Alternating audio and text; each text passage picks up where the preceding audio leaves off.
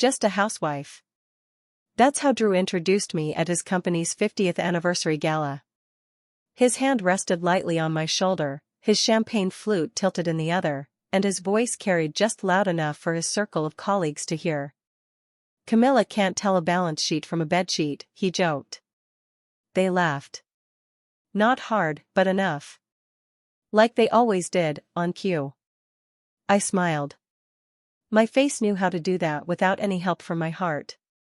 I stood there in my black sheath dress, the one I'd chosen carefully for the occasion. The MBA degree from Columbia, the 15 years of quiet, invisible work, the weekend briefings and strategy whiteboards hidden behind floral wrapping paper in our garage, all of it vanished under Drew's single sentence. Just a housewife. But then, my uncle tapped his glass at the head table. The ballroom lights softened, and the string quartet's notes faded as the guests turned toward the stage. Uncle Charles, CEO of Redmond Systems and the only person in that room who truly knew me, spoke with that familiar calm that had once guided an entire tech empire. "I'd like to take a moment," he began, "to announce the next chapter of Redmond's leadership. I'm stepping down as CEO next month, and it's time to pass the baton." I felt Drew stiffen beside me. He adjusted his tie, offered a tight, self-assured smile to no one in particular. He didn't look at me. He never did when it came to moments like these. Uncle Charles smiled at the crowd, then locked eyes with me across the room. "The board has unanimously appointed a successor. Someone who has been preparing for this role since she was 19. Please join me in welcoming Redmond's next Chief Executive Officer, Camilla Hart." The room stopped breathing. For a second, it felt like even the chandeliers above us held their breath. My husband's arm dropped from my shoulder. His mouth opened, but nothing came out. I raised my glass, not to toast, but to draw a line. I met his eyes. "Funny thing about balance sheets," I said, my voice low and even. "They always show who's really in control." And then I walked. Each step across the marble floor echoed like punctuation. My heels struck a rhythm, not of revenge, but of return. As I crossed the ballroom, faces shifted from amusement to confusion, then to recognition. Not of who I was as Drew's wife, but of who I had always been. Behind me, Drew remained frozen. His glass hovered near his lips. His expression flickered, disbelief, then embarrassment, then something colder, fear. Not for me. For himself. Uncle Charles stepped aside as I reached the podium. The microphone hummed as I took my place under the soft glare of the stage lights. I looked out at the sea of faces, executives, board members, partners, people who had watched me for years without ever really seeing me. I let them. "My name is Camilla Hart," I said. "Some of you know me only through Drew. You've seen me at company dinners and holiday parties. What he didn't know, is that I've been preparing for this job for over a decade. I didn't just marry into this company. I was born into it. Redmond is my family. And starting next month, I'll be leading it." There was a murmur, a shifting of weight, a collective recalibration. I found Drew's face in the crowd again. He was tugging at his collar, his skin flushed beneath the golden chandeliers. "I know this announcement may surprise some of you," I said, allowing the corner of my mouth to curl. "Others, like my husband, might find it downright shocking." Laughter rippled through the room, uneasy, polite. The kind that said, "We're adjusting." But Redmond was never built on comfort. It was built on vision, on perseverance, and on the belief that innovation means seeing beyond the obvious. I paused, letting that settle before continuing with the prepared vision statement that Charles and I had fine-tuned over months of quiet planning. I saw the expression shift again, from doubt to calculation, then to something more unsettling, allegiance. Strategic, sudden allegiance. By the time I stepped down from the stage, Drew was at the bar. His second drink already half gone. The rest of the evening passed in a blur of congratulations, carefully worded questions, and backstage maneuvering masked as polite conversation. But I answered everything. I had been coached, mentored, trained. For this moment. For this company. For this reckoning. It was close to midnight when I finally found Drew again, near the windows overlooking the hotel courtyard. His posture was tense. The champagne had worn off. The mask had slipped. "When were you going to tell me?" he asked, his voice low, sharp with disbelief. "I tried," I said, adjusting the bracelet Uncle Charles gave me when I finished my executive training, while Drew believed I was at cooking classes. "For years, actually. But you never really listened." He laughed. "It wasn't real. This was calculated," he said. "You and Charles, behind my back." "No," I said quietly. "In front of your face. You just didn't bother to look." His expression turned. There was anger now, masked as confusion. "You were playing house. Hosting dinners. Taking vacations. I didn't know you were." "You didn't want to know," I interrupted, my tone harder now. "You saw what you wanted to see. A wife who didn't challenge you. A woman who kept your calendar and smiled for your colleagues. That was easier than admitting I might know more than you ever gave me credit for." He looked away. "We'll talk about this at home," he muttered. "No, we won't," I said. "My bags are already packed. I'll be staying at the Wexley until I find something permanent." I pulled a card from my clutch and laid it gently on the table between us. "My attorney's contact information. We'll handle the rest, professionally." Drew's mouth opened again, but the words failed. "You're leaving me?" he said, barely audible. "No. I'm finally showing up. As the woman you never wanted to see. And the leader this company deserves." Then I turned. And I walked away, again. The rhythm of my heels didn't falter this time. They wrote the final line of the story he thought he was writing. Except this version didn't end with just a housewife. It began with a CEO. 3 days before the gala, I stood in our kitchen laying out hors d'oeuvres for Drew's latest impromptu strategy session. It had started as a small meeting with one colleague, but somehow morphed into a full gathering of the company's finance team. The marble counters were covered in smoked salmon canapés, mini quiches, and artisan flatbreads, each one hand-prepared after I'd spent the morning in back-to-back investor briefings and board consultations. "Babe." Drew called from the living room, waving his glass as if summoning a server. "Paul wants the update on that Austin tech firm. What's it called again?" "Nexera Dynamics," I replied calmly, placing lemon zest over a tray of goat cheese tarts. "Their acquisition closes next quarter." He appeared in the kitchen doorway, his voice lowered like we were conspiring. "Right, that's it. Keep quiet about it tonight, yeah? It's sensitive, C-suite stuff." "Of course," I said, smiling faintly as I arranged the garnish. As if I hadn't structured the entire deal myself, right under his nose.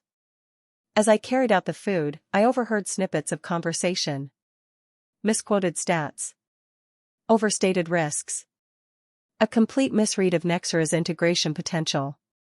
Paul, Drew's closest ally and Redmond's VP of Finance, declared, "Merging that kind of infrastructure? It'll eat year one profits alive." I couldn't help myself. "Actually," I said, setting down a tray on the table, "Nexera's platform is already compatible with Redmond's back-end architecture. Integration costs were folded into the purchase price." The room paused. 5 men turned toward me, expressions registering surprise, discomfort, and something sharper, resentment. Drew laughed awkwardly. "Camilla's been eavesdropping again," he said. "She's got a knack for picking up buzzwords." "Just trying to understand the business," I replied, tone light. He gave me a pointed smile. "Maybe bring out the whiskey glasses, sweetheart. Let the guys handle this one." I left the room. But I didn't feel humiliated this time. I felt done. That night, after the laughter faded and the last car pulled away, I sat in my car in the garage, hands steady on the steering wheel of an engine I hadn't started. Then I called Uncle Charles. "It's time," I said. "I'm ready." There was a pause, then his warm, familiar voice. Are you sure? I just watched Drew and his team tear apart an acquisition I built from scratch, I said. He doesn't even know it's mine. Then we move forward, Charles said.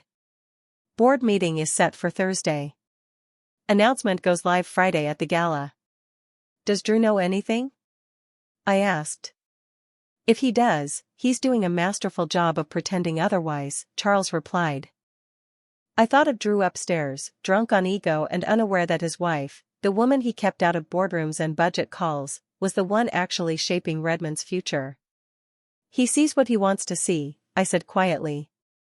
And he never saw me. The next day passed like a stage play. While Drew headed to headquarters, I dressed for what he believed was a spa appointment, then drove to the company's private offices to finalize paperwork with the board. Signed contracts. A 3-month rollout strategy. Internal memos for department leads. By noon, the appointment was official. Lunch was with Charles, discreet, low-key, held in a quiet bistro far from downtown. We discussed the transition plan between bites of grilled salmon and lemon risotto. He'll take it hard, Charles said. He's never suspected. He thinks the CEO pick will be one of his buddies from operations, I replied. He still believes he's the heir apparent. Charles raised an eyebrow. Let him. Until Friday. Back home that evening, I changed into soft jeans and a sweater, setting the dinner table before Drew got in. He arrived with that swagger he wore after board meetings went his way. Big news today, he said, kicking off his shoes. Stevens told me I'm being considered for president of North American operations. Not CEO, yet, but close. I smiled politely. That's exciting. Randy says the board wants someone from inside. A legacy appointment, probably one of Charles's old pals. But once the dust settles, they'll need someone who can really run things. I nodded, hiding the twist in my stomach. He looked at me thoughtfully. You've been quiet today. Everything okay? I stood and kissed him on the cheek. Everything's moving exactly as it should. That night, I opened the back of my closet and pulled out the black sheath dress I'd chosen weeks earlier. It wasn't designed to flatter. It was designed to command. I laid it on the bed beside my grandmother's diamond earrings, the ones she wore the first time she sat at a Redmond boardroom table.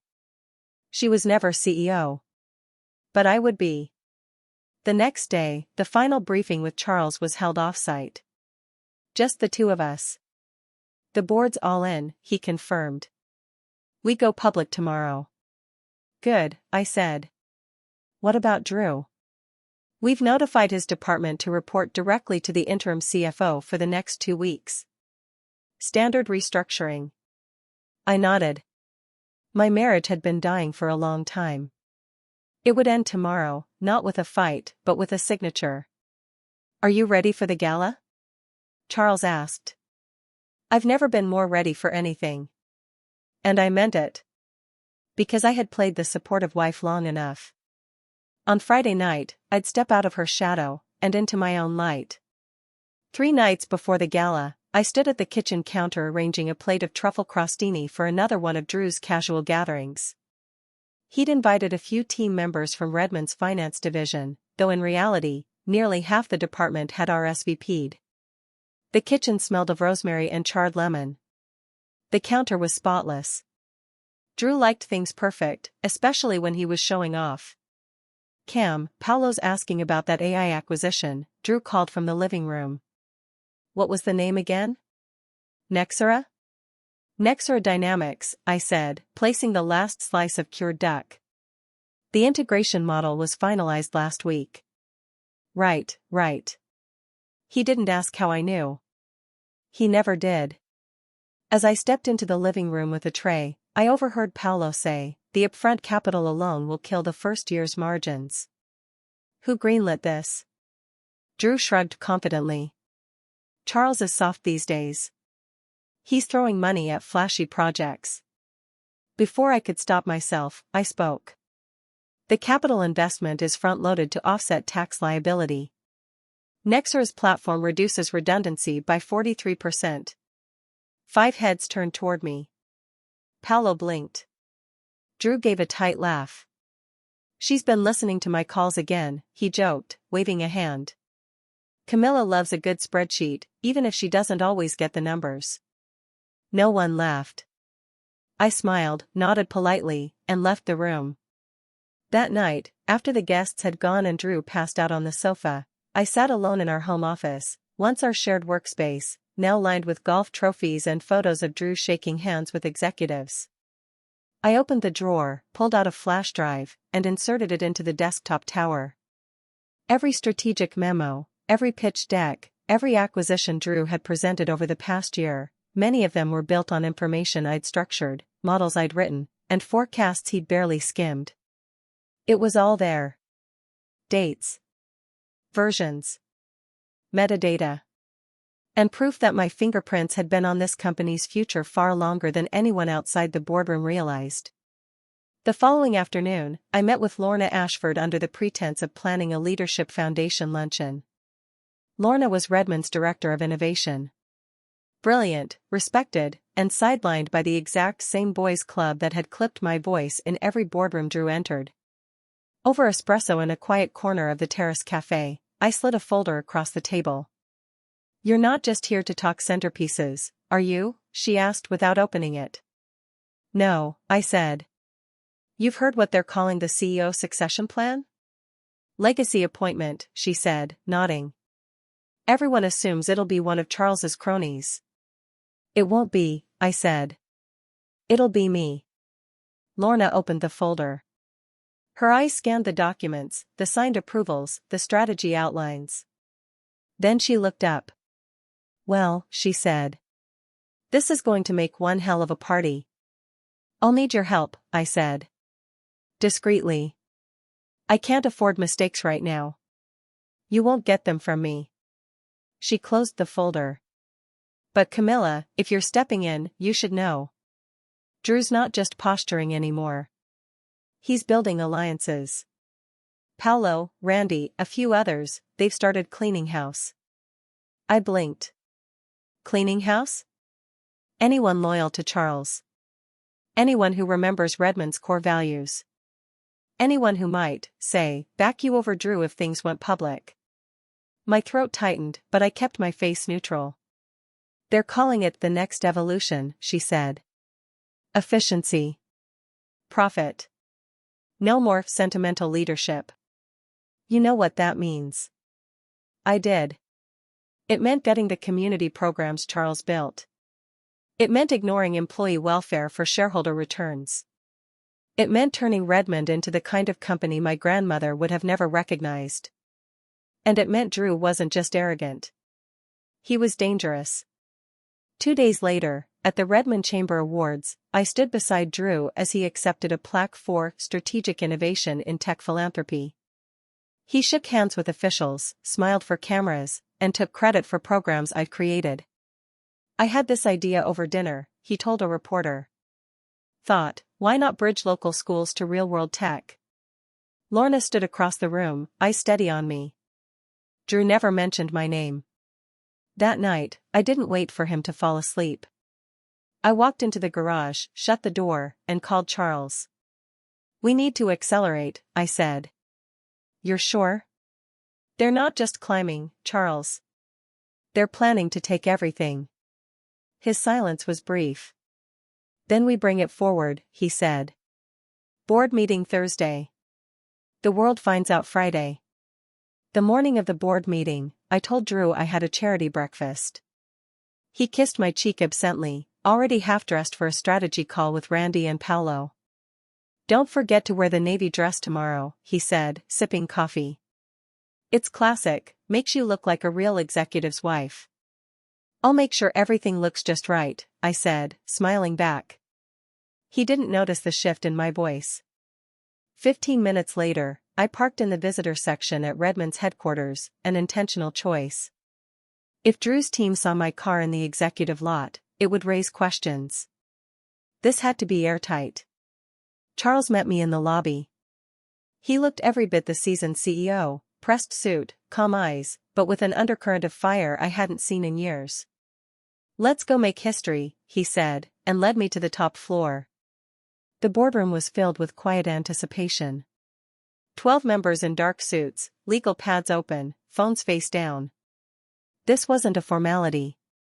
It was the culmination of 15 years of preparation, most of it invisible. Charles began the session with routine financial updates and performance metrics. Then, without fanfare, he set down his pen and looked around the table. "Succession planning," he said, "has been my personal focus these past 5 years. I believe we've found the right leader for Redmond's next era." He nodded toward me. "Effective at the end of this month, Camilla Hawthorne will assume the role of CEO." Not one dissent. The vote had already taken place privately, unanimously. All that remained was confirmation and transition. A few members approached me after the meeting with quiet handshakes. Harold Benton, the longest-serving board member, squeezed my shoulder gently. "You've got your grandmother's instinct," he said. "And your uncle's grit. Don't let either go to waste." By lunchtime, the wheels were in motion. I met Charles at his private office one last time to finalize the announcement speech. He reviewed the transition plan, highlighting key departments. Then he paused. "You'll need to address Drew," he said. "Directly." "I know. His behavior's been noticed, Cam. More than he realizes. He's not the man I married, Charles. Not anymore." He sighed, nodding. "It's a hard thing, watching someone disappear like that, while they're still standing next to you." That evening, Drew came home in high spirits. "Guess who just got pulled aside by Randy today?" he grinned. "Apparently, there's talk I might be tapped for COO once Charles retires. Not CEO, of course, they want someone with seniority. But I'm next in line." I kept my face neutral. "That's great. I told you. The long game works.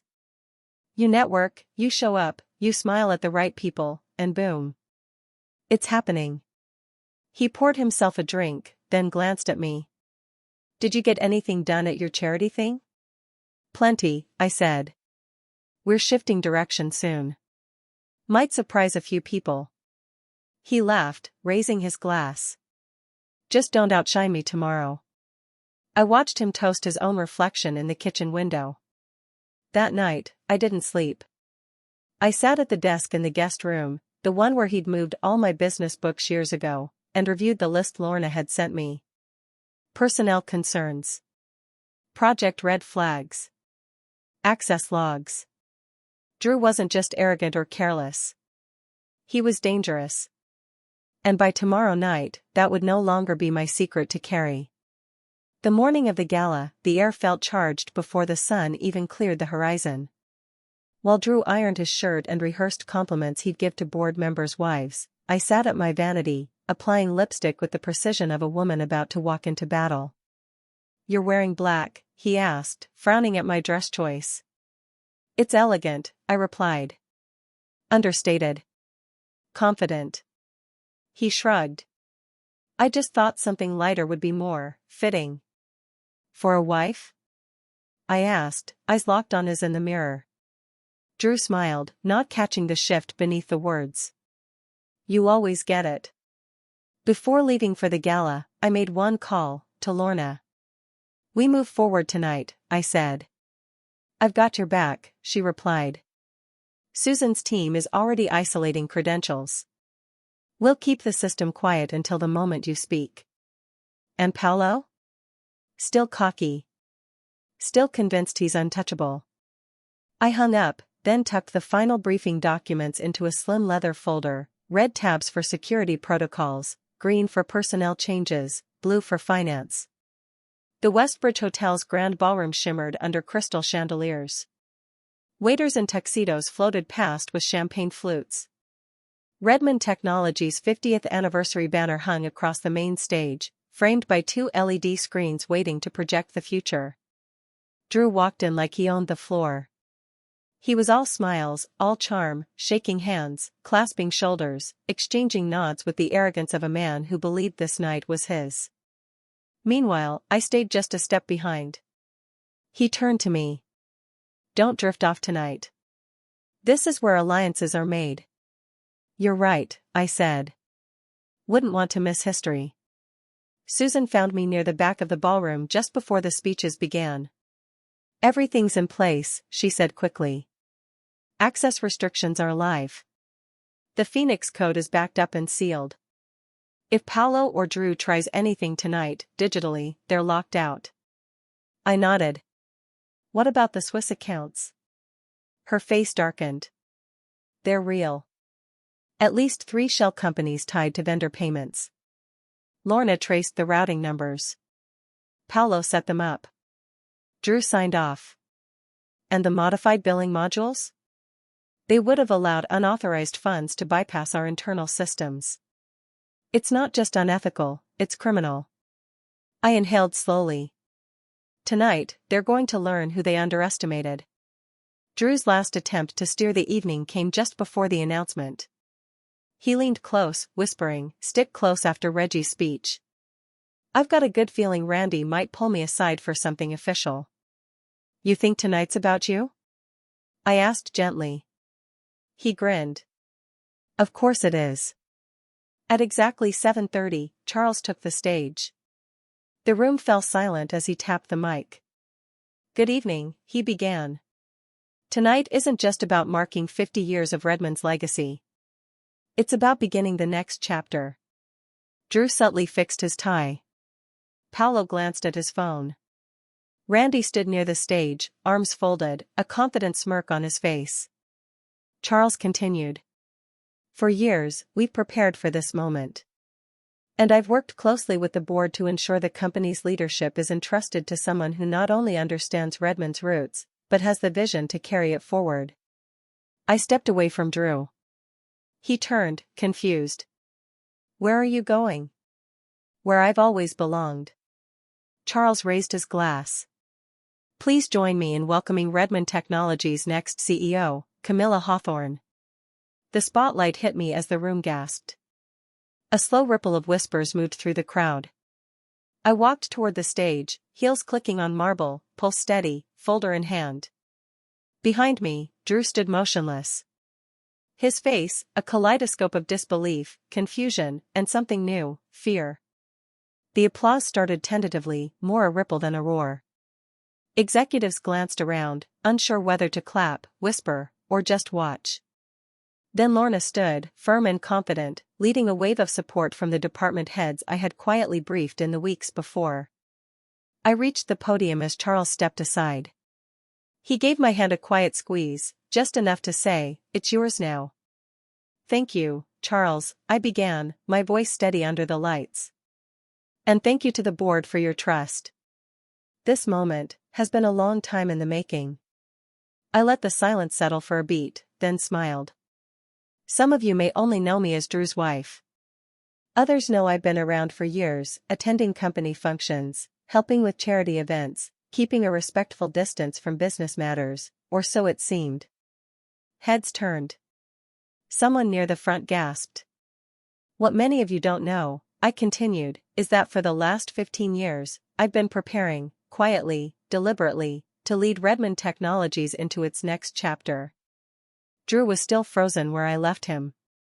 His champagne glass remained untouched. Beside him, Randy's expression shifted from confusion to calculation. Paolo was gone. I kept my gaze forward. We've reached a critical juncture, one that requires not only innovation, but integrity. We can't afford to separate values from strategy. I nodded toward Lorna, who joined me on stage. I'm proud to announce that, effective immediately, Lorna Murray will serve as our new Chief Operating Officer. A murmur swept through the room. Randy took a step forward but stopped when he saw Susan move discreetly toward the side doors. She wasn't in a gown. She wore her badge. As I concluded my formal remarks, I added one more statement, calm, clear, and undeniable. Starting Monday morning, Redmond Technologies will undergo a full external audit of its executive operations and financial systems for the past 3 years. Transparency begins now. Drew finally moved. He turned to look at me, not with admiration, not with shock, but with betrayal. The next hour moved fast. Colleagues lined up with polite congratulations. Board members asked strategic questions they never would have directed to me before. I answered each with clarity and precision, careful not to gloat, not to show too much. I didn't look for Drew, but I felt him behind me, circling, avoiding, waiting. Finally, he stepped forward. "Camilla." A word. "Now." I nodded to the executive I'd been speaking with, then followed Drew to the far side of the ballroom, where the music had faded and only a few servers lingered with empty trays. He didn't raise his voice. He didn't have to. What the hell was that? I folded my hands calmly. That was the truth. You just weren't listening. You lied to me. You let me think. I let you think what you chose to see. A wife. A helper. A background character. His jaw tightened. We're married. You could have told me. You could have seen me. He took a step back, struggling to recalibrate. So what now? You're CEO, and I'm, what? Your plus one? I reached into my clutch and handed him a simple white card. My attorney's contact. He'll handle the rest. Drew stared at the card like it might catch fire. You're ending this? Over a job? No, I said. I'm ending this because 6 years ago, you stopped being my partner. And tonight, I stopped pretending otherwise. The valet line outside the ballroom shimmered in the cold night air, but I didn't feel it. I waited alone, my wrap pulled tightly around my shoulders, heels anchored to the concrete. I didn't look back. Drew didn't follow. When the black sedan Charles had arranged pulled to the curb, the driver opened the door with a quiet nod. Miss Sutton. Thank you, I replied, sliding into the leather seat. Inside, I finally let the silence settle in. It wasn't victory I felt. Not entirely. It was something heavier, finality. Everything had changed in less than an hour. And yet, deep down, it had been changing for years. This was only the reveal. The following morning, I was at Redmond headquarters before sunrise. Security greeted me at the executive entrance, not as someone accompanying their husband to work, but as the CEO. Susan met me just past the glass doors, a tablet already in hand. We've locked all system credentials tied to Drew, Paolo, and Randy. They won't be able to access anything critical. And the backups? Isolated.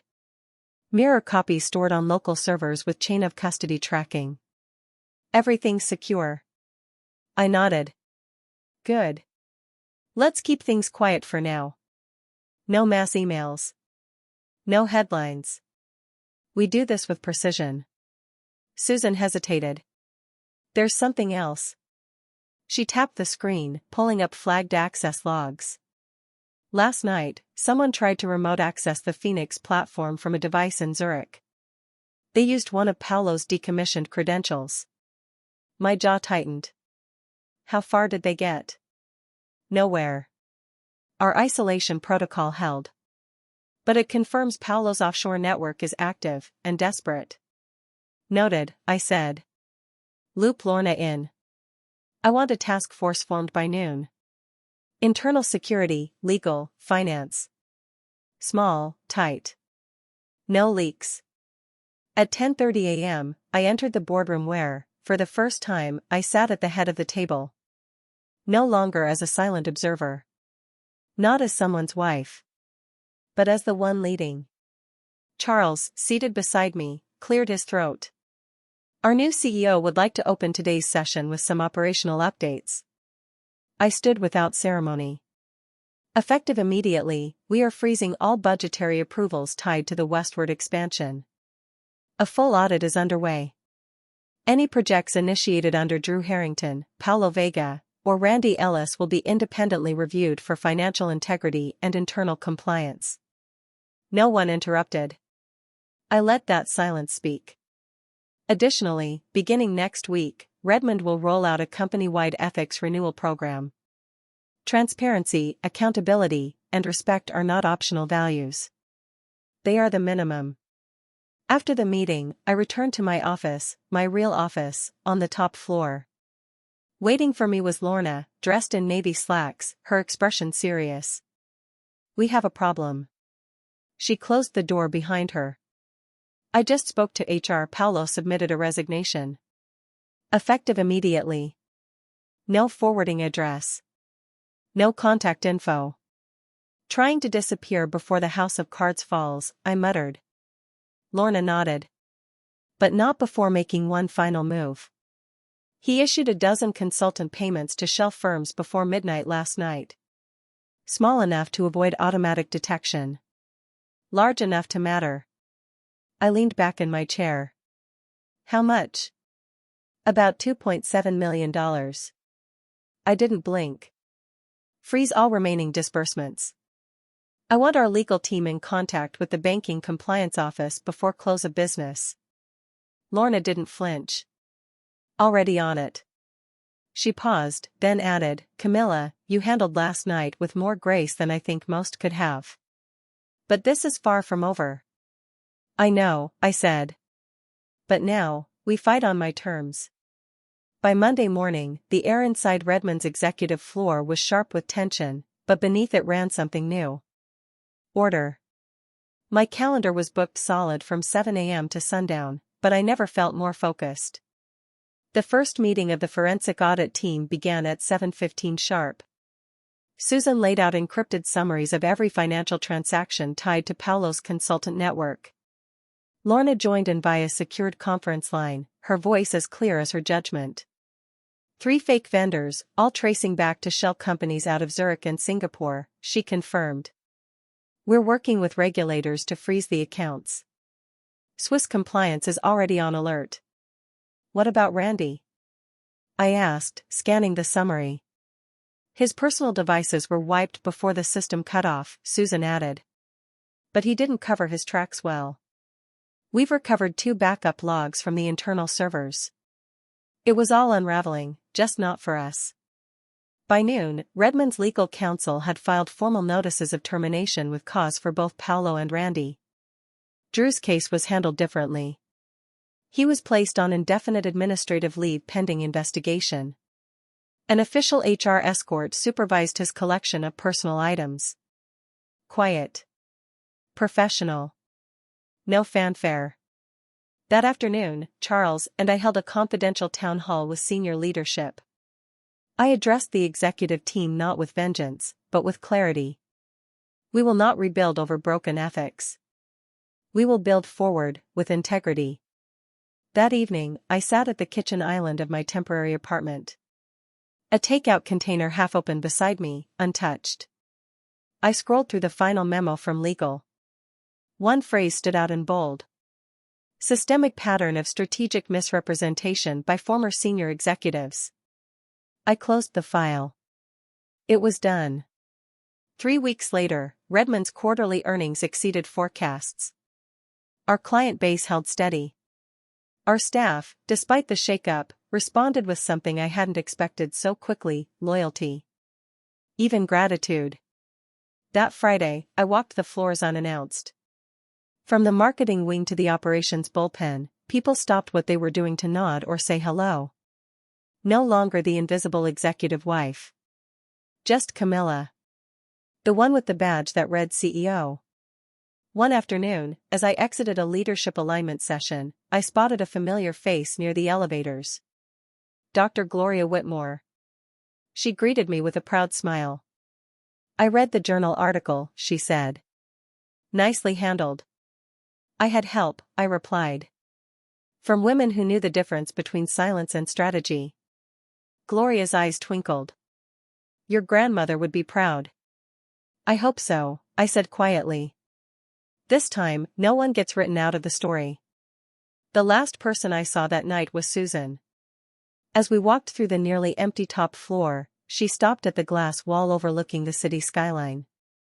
"You know," she said, 6 months ago, if someone had told me the woman Drew always called just Camilla would be the one to clean house and hold the line." She didn't finish the sentence. Just smiled. I wasn't just Camilla, I said. He was just too afraid to see who I really was. Susan looked over, half smiling. Well, the whole industry sees it now. Weeks later, I received an envelope in the mail. No return address, just my name written in neat, familiar handwriting. Inside was a short note. You built something I tried to own. I never understood it. That's on me. D. There was no apology. But then again, I no longer needed one. The final board meeting of the fiscal year was held in the same room where it had all begun. I stood before them, wearing the pendant my grandmother once wore to her first company banquet. A quiet symbol. Not of sentiment, but of succession. We've restored the foundation, I said. Now we innovate forward. Applause broke out. Not out of formality, but respect. Real. Earned. Mine. Outside, the city lights flickered like Morse code. Below them, I wasn't just the woman who had taken back her voice. I was the legacy reborn. And I was no one's housewife. Not ever again. Thanks for listening. If this story found a quiet corner in your heart, don't forget to subscribe, and if you feel ready, share your own story in the comments. Your voice matters. It always has.